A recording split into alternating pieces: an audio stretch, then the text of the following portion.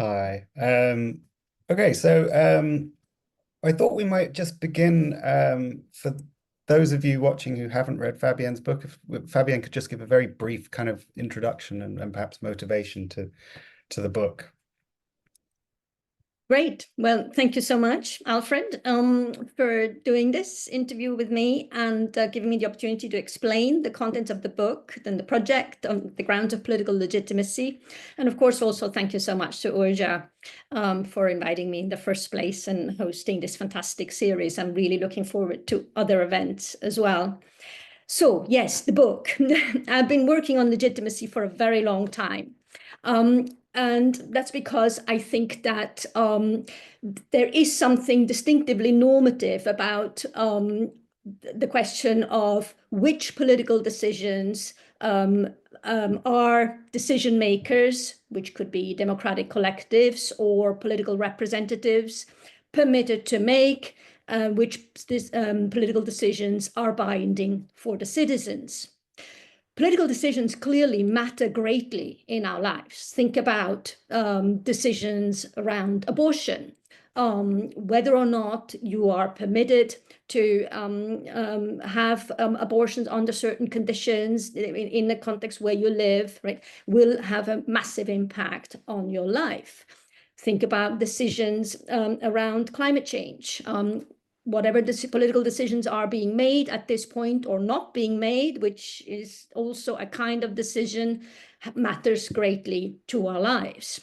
So there's a question about which decisions are decision makers permitted to make and which decisions are binding for us. It's interesting that it seems to me there is more interest now in political legitimacy than there was perhaps some time ago.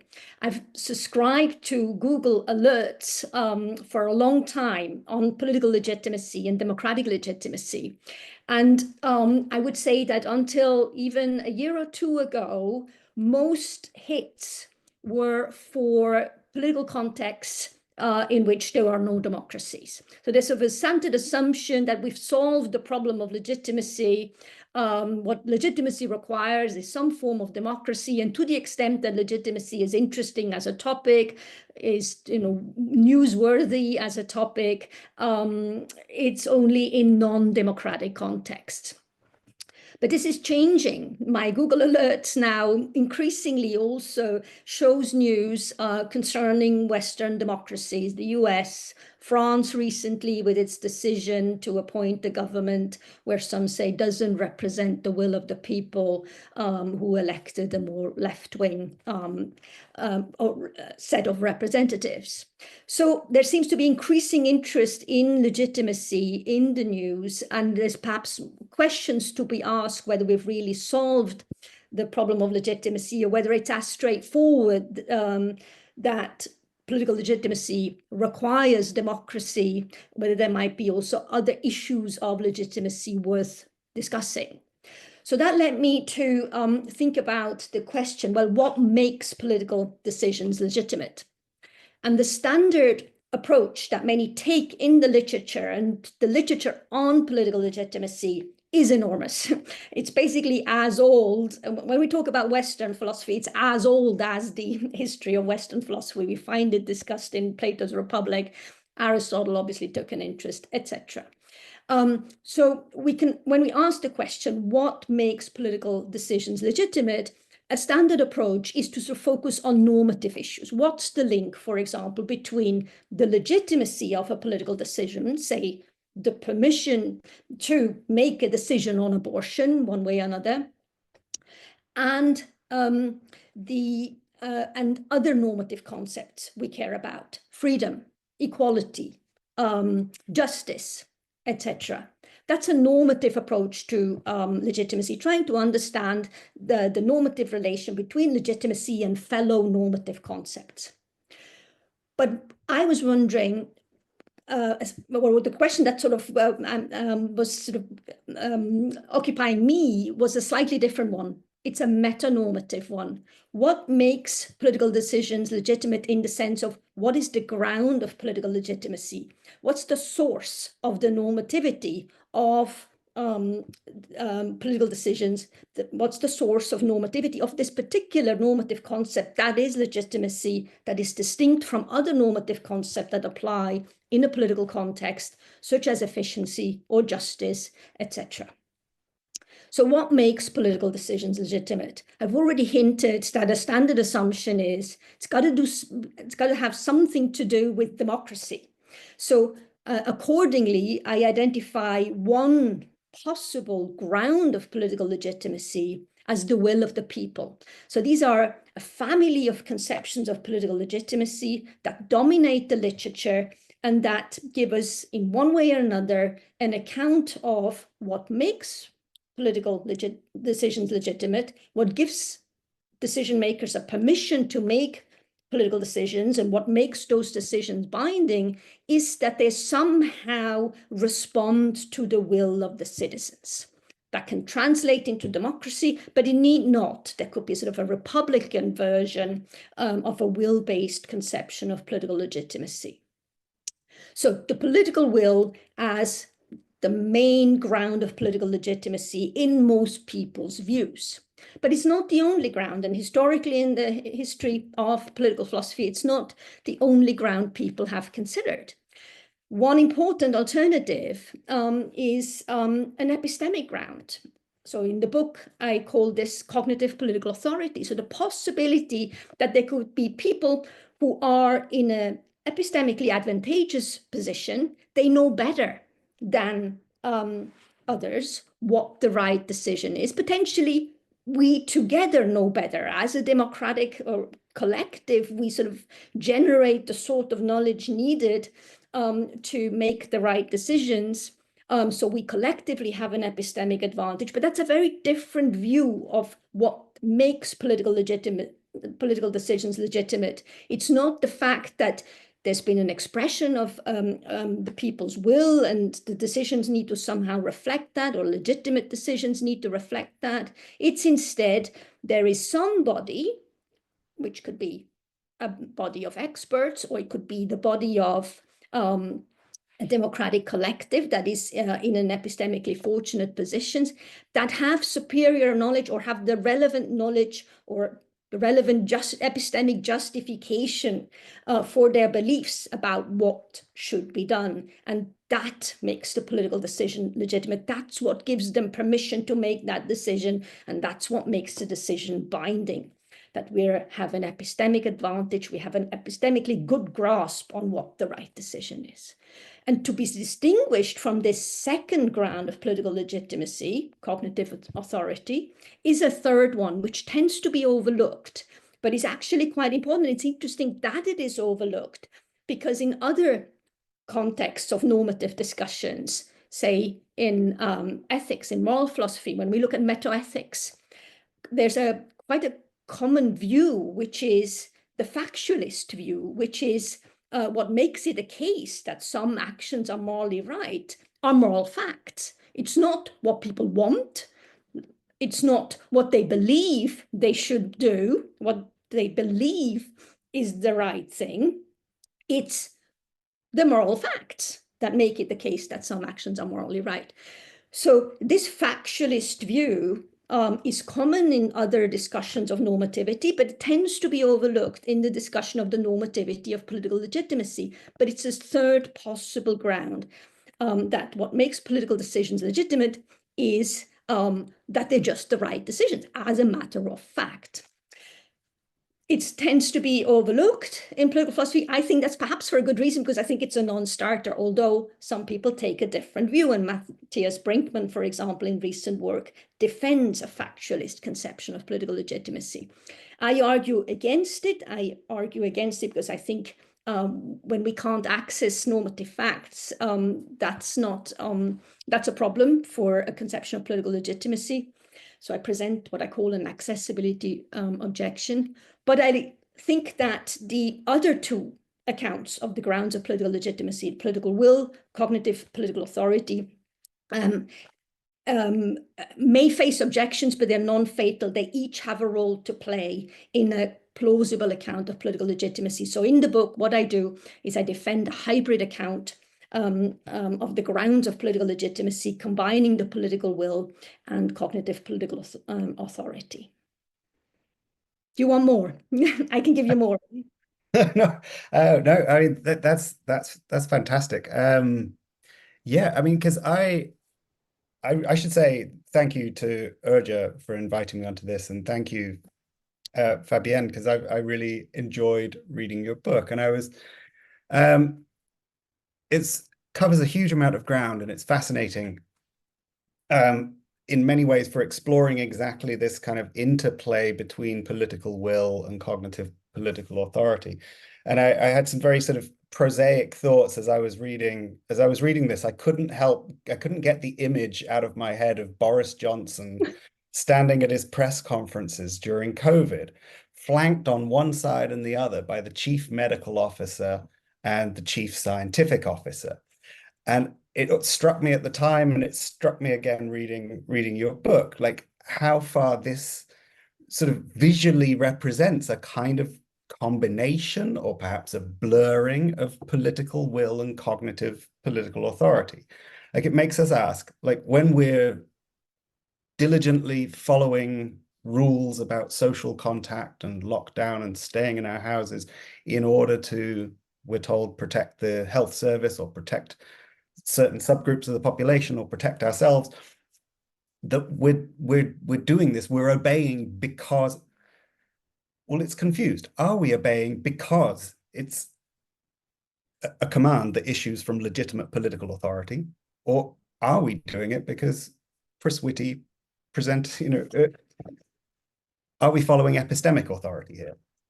And so I sort of thought I had that kind of image in my mind, and I suppose I'm not sure you'd quite say that they represent these different grounds of, or would you say that they'd represent these different grounds of legitimacy, these two figures? Yeah, good. That's a really nice image. And I have to say, so while I've been thinking about these issues for a long time, the actual sort of proper writing of the book was post-COVID. So I very much had these images also in my head. But I would say that the image sort of influenced me slightly differently, or I had a different association with the image you're describing, namely Boris Johnson as a source of illegitimacy rather than as representing one ground of political legitimacy, in the following sense that so on the one hand, we can perhaps think of Boris Johnson as representing this will-based account of the grounds of political legitimacy through his populism, right? There's often association between populism and the will of the people. The populists themselves like to use that language or to appeal to the people. But I think it's a misreading of the will of the people, right? I mean, and the conception of political legitimacy that I develop in the book offers us an alternative to sort of unconstrained populism while still recognizing that the will of the people, appropriately understood, is a main source of political legitimacy. And the thought is the following. I used to develop the core idea that is at the heart of the book and at the heart of this hybrid conception of political legitimacy with a sort of toy example. And then COVID happened, and I realized actually, here we have a real life case of the issues that sort of are playing around in my mind. So the toy example is the following. So suppose a town has to build a bridge over the river that crosses it. And suppose there is a town engineer who has a fantastic track record. People rely on her for, in the past, have relied on her in the past for making the right decisions, so on. In that toy example, it looks to me the fact that the town engineer tells people that the bridge that they want to build is not stable is sufficient ground for the legitimacy of the decision not to build that bridge, right? So the assumption is, it all comes down to stability, and we have someone with who can tell us whether this project, the bridge that is being planned, is stable. So that's a toy example. And then COVID came round, and it seemed to me that especially at the beginning of the COVID pandemic, in the very early stages when there was no immunity in the population, huge amount of uncertainty about how deadly the virus is, realistic fears that it could kill millions, that there was a kind of situation where there was a strong consensus across a large sort of set of experts, not just theoretical experts, epidemiologists, but also people with expertise on how to manage a new outbreak, people at the WHO, etc., who all agree that there's only one response in those circumstances, and that's lockdown, right? And then we'll have to figure it out, right? So I'm not talking about COVID as it then developed. It, of course, with prolonged lockdown, there was economic problems and mental health problems, children's education problems, which all had to be taken into account and create a difficult epistemic circumstance. But at the very beginning of the outbreak, look to me, we have a situation similar to my toy example, the bridge example. There is actually a body of experts we can turn to with expertise on this particular issue, namely that there's only one legitimate political decision in the circumstances, and that's lockdown. And to my mind, the situation that put Johnson and others under is that they actually had no wriggle room, very little wriggle room. There was only one way to go, or at least a very narrow set of decisions to be made at that point to implement lockdown. So that constrained Johnson. As the pandemic then evolved, as I said, the situation became much more complicated, countervailing issues to be factored in. Then we were back in sort of the normal realm of politics, where there's disagreement and epistemic underdetermination about with regard to the question of what the right thing to do is. In which case, the political will comes back into play. So the task for Johnson would have been to determine when to follow expertise and which expertise to follow, when is there cognitive authority, and when there isn't, try to identify responsible ways of responding to the will to people. I think he failed on both accounts, right? Yeah. Yeah. So I mean, yeah, because in a sense, he often presented his decisions in exactly that way, as though following the science, as though his wiggle room, as you say, had sort of been constrained. But I suppose, I mean, you suggest that the COVID case involves unusually robust expertise on what needed to be done that drastically limited courses of action. But there was still a sort of very wide variety of courses of action that people could take and did take. I mean, and you sort of briefly mentioned, I think you briefly mentioned the Sweden case as one of these. So, I mean, do you think that those, I suppose just a small question, but do you think that, this really was a kind of being compelled by the facts, as it were, or having sufficiently robust expertise? Because as you said, this circumstance is one of tremendous uncertainty. That's right. Yeah. So absolutely, right. There was all this talk of unprecedented, suggesting we're in an epistemically completely new situation. But when it came to the question of how to respond to a new disease outbreak about which nothing's known, no immunity, no cure, then from what I gathered, there seems to have been a very strong consensus from people with experience with Ebola, for example, right? There's only one thing, you've got to contain it now before, before the whole exponential development starts. So there was uncertainty all around because these were unprecedented measures, right? Unthinkable before we actually were then confronted with them. But there would seem to have been, to my mind at least, relatively little uncertainty that a sort of a fast lockdown response was the only possible response. And indeed, it seems to me that the Sweden case showed that they did the wrong thing. They killed a lot of people, right?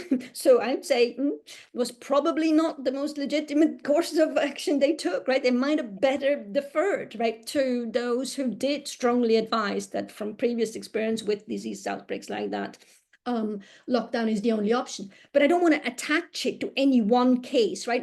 So the argument that the book tries to make, it's at least conceivable that either a body of sort of more traditional experts, public health experts, epidemiologists or what have you, but potentially also a collective, a group of, members of the public, right, have the relevant knowledge to determine what the legitimate course of events is, what sort of legitimate course of action is, so that this is an alternative source of legitimacy. So we can't just blur these things. They are actually, when we think about it carefully, two alternatives in play. Should political decisions be made by referring to the will of the people, or should they be made by deference to those with appropriately justified beliefs? All right, that's really great. Yeah, because I take it that, what you kind of present in the book is really interesting, is a sort of gestalt switch about the way we might think about the priority of political will and cognitive political authority. And you kind of say, the reason that we mostly see political will as taking priority is just because the epistemic circumstances are such that, the world is complicated. There's a plurality of facts, values, uncertainties, and so on and so on. But the crisis, as it were, like the crisis moment revealed, at least it seems to you, the crisis moment reveals, that actually, when push comes to shove, this is the thing that takes priority. It's the cognitive political authority, and that there's a sort of slightly subordinate role for political will. Is that a fair way of putting it? That is absolutely the right way of putting it. And of course, the sort of one of the key messages of the book is we tend to overlook that, because most politics is messy, right? So most of the time, the ground of political legitimacy has got to be the political will, because I used to think about the problem in terms of uncertainty, which is one way to describe it, but it sort of describes our subjective situation. How much do we know? How much do we not know? And I've then shifted in the book to talk about underdeterminations, a concept I inherited from philosophy of science, right? The thought is that our beliefs about what the right thing to do is are epistemically underdetermined, and collectively speaking anyway, there is room for reasonable disagreement. So there aren't a sufficiently robust epistemic justification available for just one course of action. So that's the way I think about it now. But so we tend to overlook that there are these two different sources, because most of the time we're in the murky terrain, right? That's what politics is all about. But it doesn't mean it's necessarily always about that. Yeah. No, that's great. I mean, because a lot of, because I work, as you know, I work I'm particularly interested in questions of the politics of expertise and sort of what goes on at this interface. And a lot of the stuff that I end up reading and coming across and talking about, especially during the pandemic even, was from philosophy of science and its concerns about the role of values in scientific judgment and these kinds of questions. And they were kind of in my mind as well, and you mentioned them from time to time.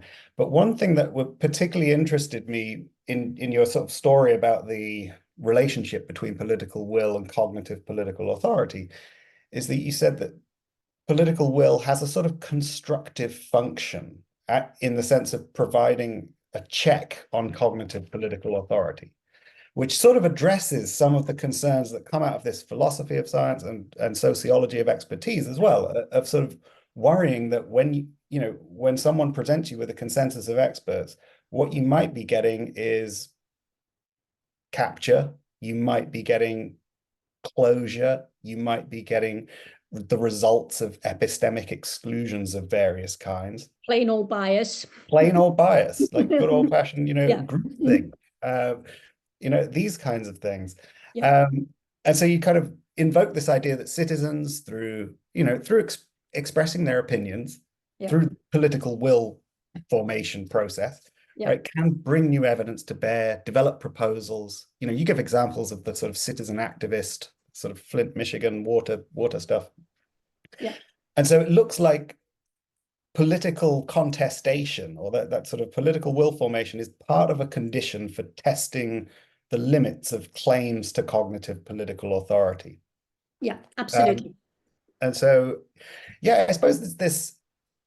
So you get participation, dissent, accountability, and so this was really interesting to me, as I was reading this, because early on in the pandemic, with a colleague of mine, I published a piece in the British Medical Journal, so outside my usual wheelhouse, but it was on disagreement and diversity and disagreement in expert advisory processes. So it was very topical at the time, and I sort of see a kind of an affinity between your account of the value of contestation as either constituting or testing the limits of cognitive political authority, and the kind of ideas that we were coming up with. But I didn't want to talk about my own stuff, but here it's, I do want to put to you a kind of couple of questions that we got, a bit of the pushback that we got about emphasizing this. One of them was about temporality, and it goes back to the way you latched onto COVID as a crisis, and you see a parallel between like COVID politics and bridge politics, but the big difference is that COVID politics was an emergency. And so there's a logic of emergency, and one objection to our kind of argument about saying it's important for the proper constitution of expert authority that there is diversity, dissent, disagreement, opportunities for contestation. The objection is precisely in emergencies, the conditions of participation, tolerance of dissent, public accountability are hard to sustain. So in exactly the moments you need these things to ground your kind of cognitive authority and be assured that it is the good stuff, are exactly the circumstances where it's hard to find. So I wonder what you'd say about that sort of temporal dimension to the epistemic circumstances. And it's not just underdetermination, it's like emergency. Yeah, that's interesting. I got a version of that question a lot too, which is, is it only about emergencies, right? Are you talking about emergencies, right? In some emergencies, there might be cognitive authority, but otherwise, right, there's always room for disagreement, and therefore, qua your argument, right, we're always sort of in the realm where the political will is the source of legitimacy. So I think you're quite right. So emergencies are special, right? But the way I think about it, the reason why emergencies are special is that they require immediate action, right? So I think that's, in a way, it accentuates what I think is a key difference between the political realm and perhaps the practical realm more generally, and the epistemic realm, right? When we ask questions of epistemic normativity, it's often in a context where, well, you can just sort of reflect on, should I believe X or not X, right? There's no particular pressure either way.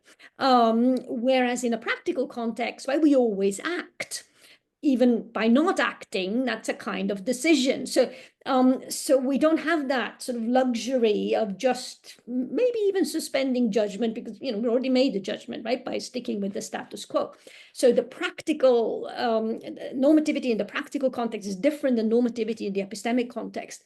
And I think emergency sort of heightened that, because it's like we have to act now or you're all going to die.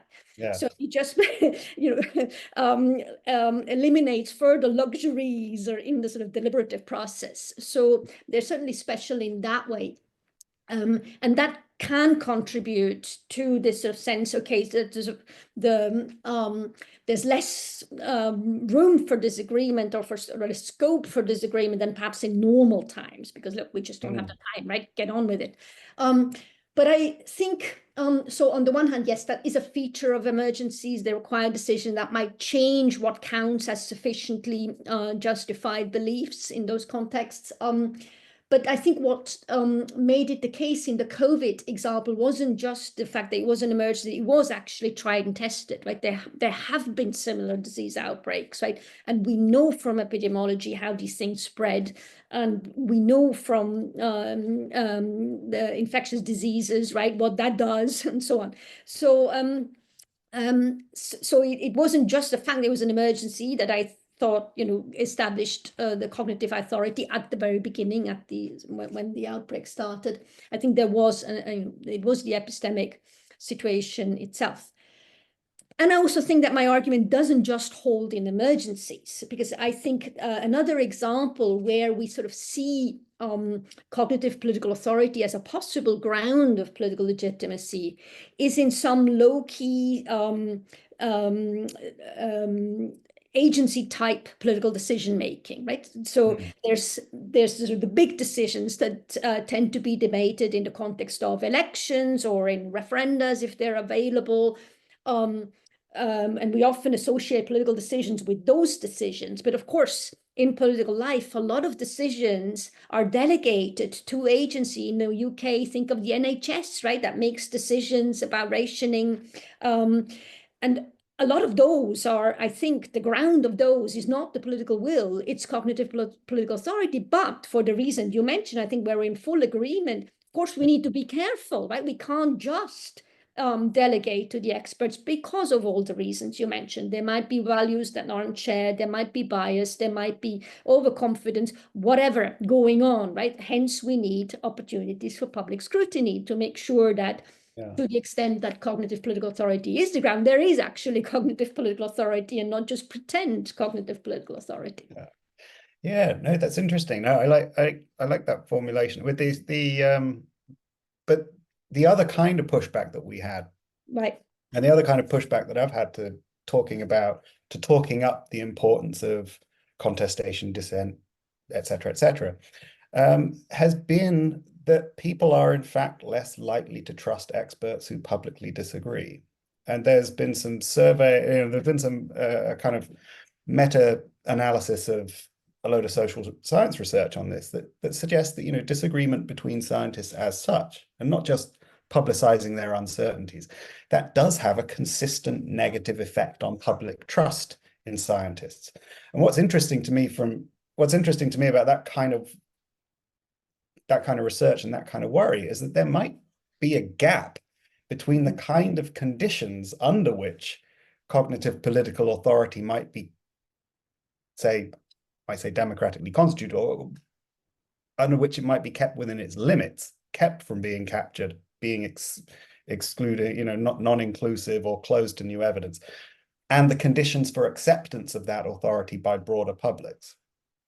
And the issue of trust you mentioned briefly at one point, I can't quite remember when, but you do point to high trust societies being more compliant with public health measures as a way of sort of saying, oh, you don't have to worry about technocracy in the sense of experts imposing something on the people. In fact, they're just going to sort of persuade them, or through these relations of trust, you'll find they're all, this isn't going to look like authoritarianism, right? Expert control of policy during a pandemic or during some other, in some other circumstance isn't going to look like that.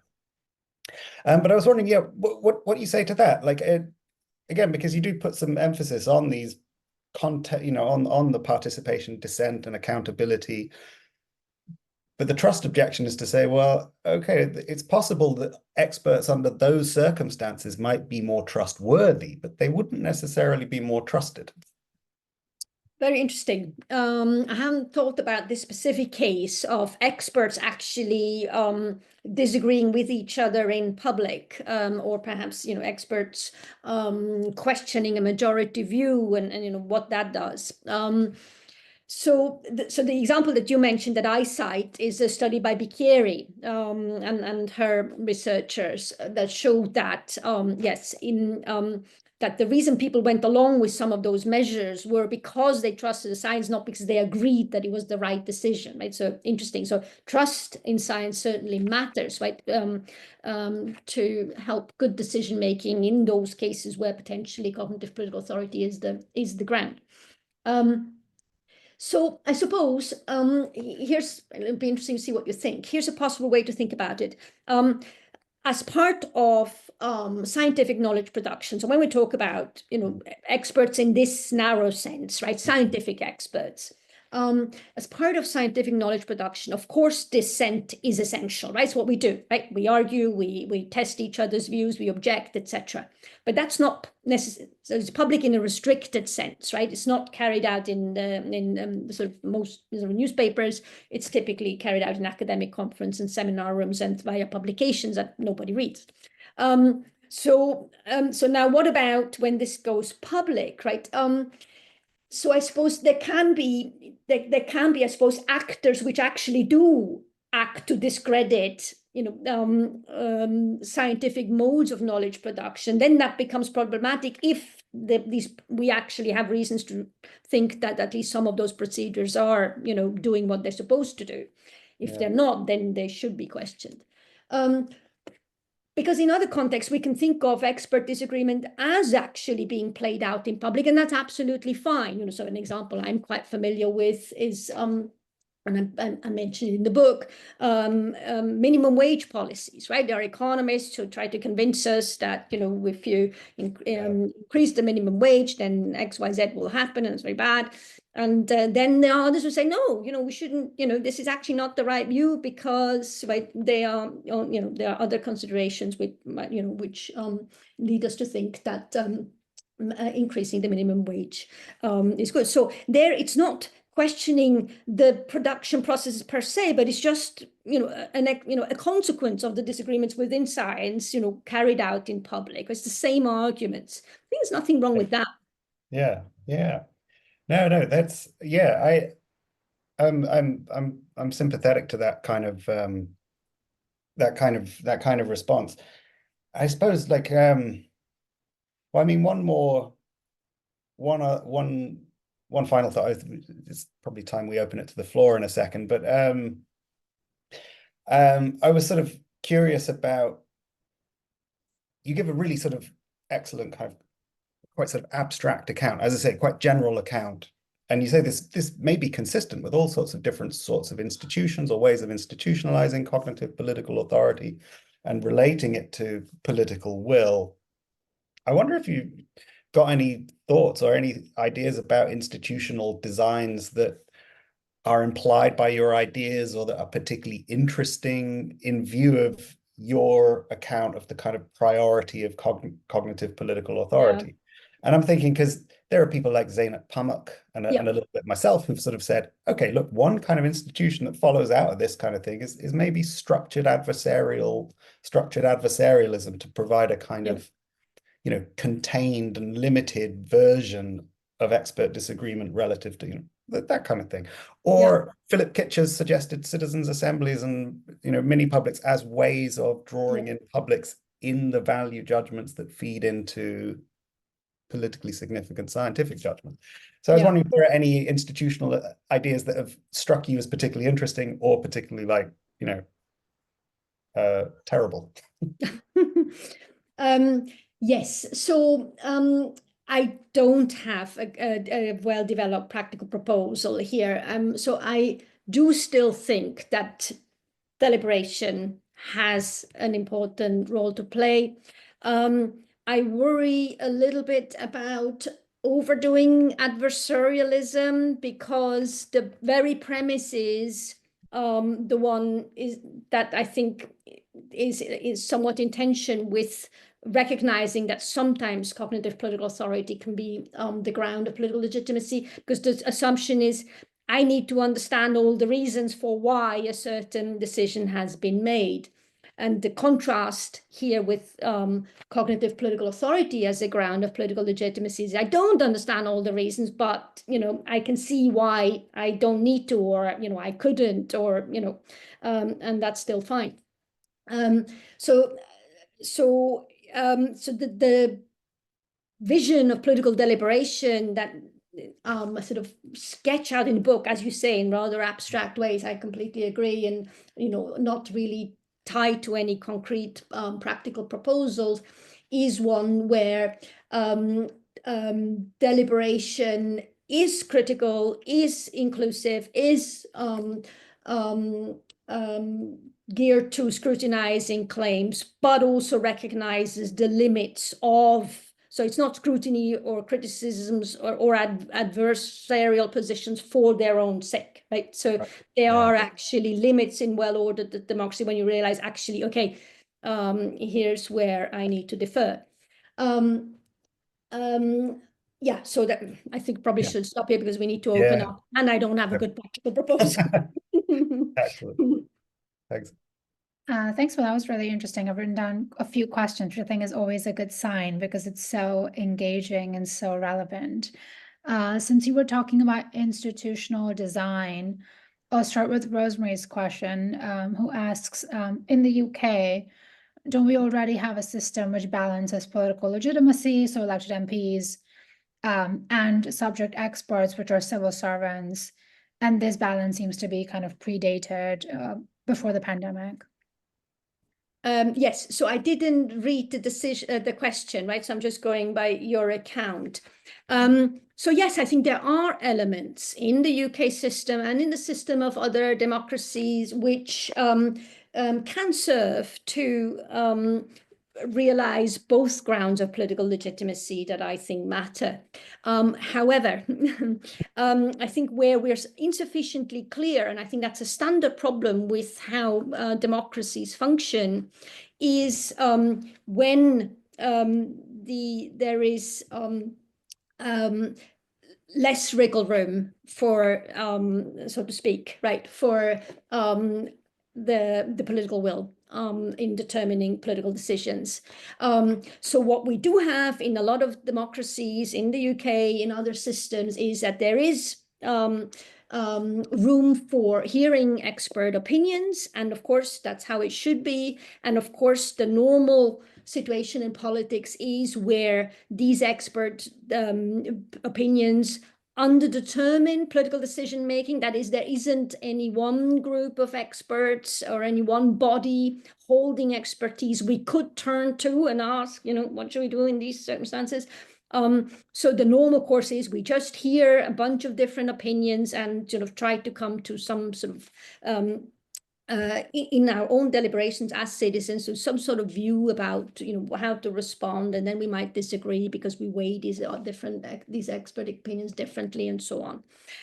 But what I try to explain in the book, we should at least recognize that there can be a limit to this process. There can be a limit to the legitimacy generating power of this process, which is in those circumstances where the epistemic circumstance, where there is cognitive political authority. That is, that where we're no longer in the normal epistemic circumstances of politics, but in those where there is cognitive political authority. Alfred, do you want to jump in?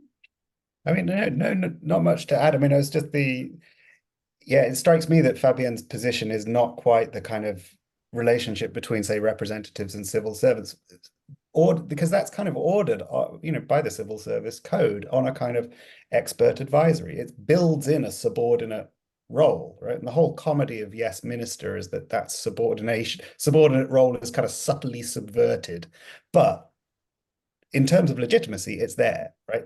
That's where the legitimacy comes from, political will, and then the civil servants advise. And that was certainly the way that experts were presented in the COVID case.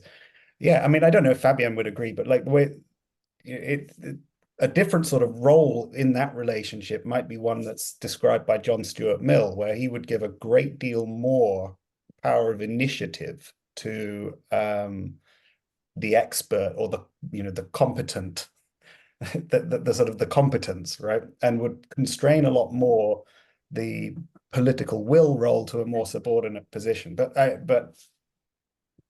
then we could go talk about Mill. Just to add, that's then where I worry, right? And I think you would share the worry, right? That actually these people are supposed to know don't, right? Because they might have blind spots, they're not recognized, etc. Right? So we can't just wholesale delegate political expertise and knowledge to a group of people. It doesn't just, the world's not like that, right? And they're not like that. They don't have the sort of knowledge, even if they'd like to have it. So it's more complicated than that, but we shouldn't, because of the messiness of politics, not overlook that there can be situations where it's just a cognitive political authority, unmitigated by the political will, that is the ground of legitimacy. Interesting.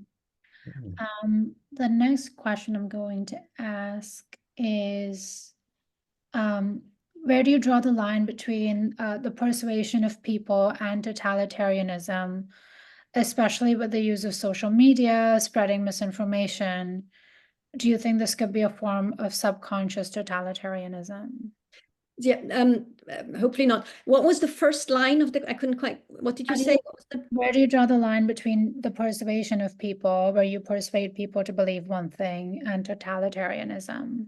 Right. Okay. Yes. Thank you. Yes. So and I go into this in the book. I certainly, don't want to advocate a totalitarian regime or any form of authoritarianism for two reasons. So first, my account of cognitive political authority as a ground of political legitimacy specifies some very specific epistemic conditions under which cognitive political authority can be a ground of political legitimacy. That obviously contrasts with most authoritarian regimes where it's nothing to do with epistemic advantage and everything to do with every other kind of advantage that these leaders might be looking for.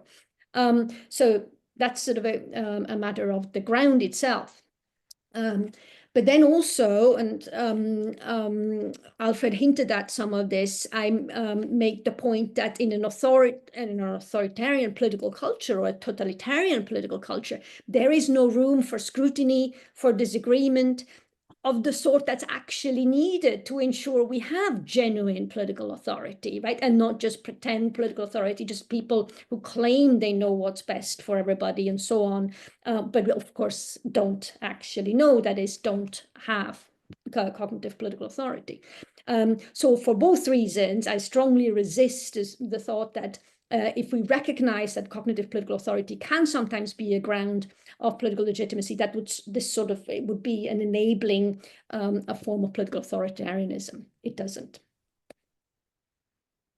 Yeah, and I would just briefly add, because I was thinking of that passage in the book where you're talking about how this is not authoritarianism and why, and it strikes me, yes, that the point is about the kind of temporality of that kind of authority, right? That you could well take a kind of snapshot and think, oh, this looks a bit authoritarian, but the conditions are such that over time, like that, even when you're taking a cognitive political authority in the sort of driving seat for, in some particular circumscribed, sort of narrow circumstances, that's conditional on a wider context in which there will be over time opportunities to contest, resist, etc., and that's a condition actually, it seems to me, for like maintaining the legitimacy of that kind of limited cognitive authority. Yeah, but that's exactly right. Yeah. Thank you. The next question I will ask is by Yana, who asks if you could say a little bit more about your views on the intersection between moral and the other two grounds of legitimacy. For instance, answer to the question, what is the right course of action? As it was discussed with COVID, is where you prioritize people's health or the economy. And so value judgments, in fact, take priority, even if that is obscured in the process of public justification.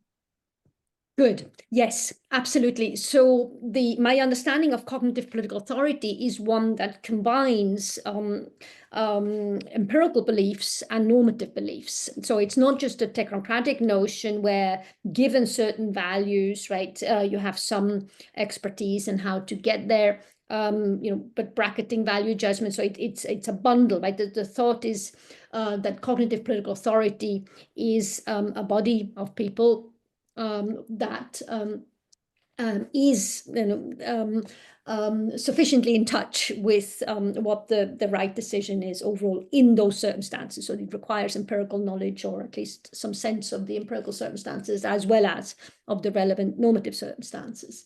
Now, as I think the question sort of suggests, right, there's often room for disagreement about relevant values, and in the COVID case, same thing, right? Quickly in the COVID case, libertarians, for example, objected, right, against any measures because they felt that freedom is the main value, and to hell with everything else. And they would say yes. And so I completely agree that very quickly in the COVID case too, we're sort of returning to this situation where there was plenty of room for reasonable disagreements on normative issues themselves, on how to prioritize different values, health versus freedom, but also, of course, on the empirical circumstances, on what actually are we dealing with? What's the risk to health? What's the risk to the economy? What's the risk to children's development, so on? So what I would say, why I think still I haven't changed my mind. I might eventually change my mind, but at this point I haven't changed my mind. Why I still think that at the very beginning of the of the COVID outbreak, there was cognitive political authority, because I would say that at that point, say, arguments from freedom didn't really cut any mustard, because if everyone's dead, right? Freedom just, however valuable you think it is, it actually doesn't have any weight, because if they're all dead, their freedom is equally, not worth very much. I think Habermas made a similar point. So I think at the very beginning of the outbreak, I'd say that even there wasn't much wiggle room even for those value disagreements, because the same point can be made about the economy. If you kill everyone, well, the economy will collapse too, right? So there was, even at the value level, very little wiggle room for disagreement, and these are the sort of circumstances where we have cognitive political authority. Yeah. No, I don't have much to add. No. Okay, I'll do the next question. This is Jamie's question, who asks, how important is the general public's quality of epistemology or decision-making versus that of experts?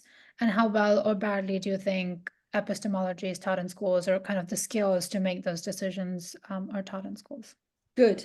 Yes. So these are all great questions. So in the book, I sort of avoid talking of experts in a narrow sense, because I want to emphasize that the relevant sort of epistemic advantage can be held even by people not traditionally seen as experts, or don't necessarily have a scientific background or even much schooling. And the example I used to make that point, Alfred mentioned it was the Flint water crisis, where there was a long-standing battle between more traditional experts who said there's nothing wrong with the water, all fine, we checked it, we ran our tests, and the public said, no, it's not fine, right? There are all sorts of problems, and we can document these problems.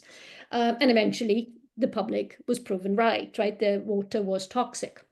So it's a very nice example that we shouldn't, if we talk about cognitive political authority, we shouldn't just think of some, guy in a white lab coat, right? That's not necessarily the person who holds the relevant kind of, who has this relevant kind of expertise. It could be members of the public, first thing, even without much training, but just sort of experiences. Then second, I agree, however, that training, right, and the sort of resources needed to educate people, provide easily accessible but non-misleading political information is quite an important aspect of well-functioning politics. And I think it's something that we're struggling with in these days. So paradoxically, right, on the one hand, more people have access to information, right? We often talk about information overloads, but it can become actually surprisingly more difficult to get a handle on good political information. I think there's something that Switzerland does quite well. I'm originally Swiss, and I have a lot of problem with Swiss politics for all sorts of reasons, including some very bad political decisions and so on.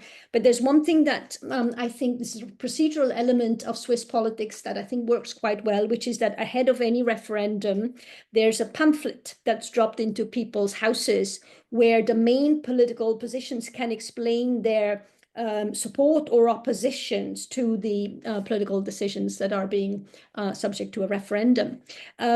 Inaccessible, non-technical language, but trying to list the arguments. Of course, it's never perfect. There might be more room for disagreement, but at least there's a way of trying to make the relevant disagreement accessible to as many people as possible. I think that's quite a good thing.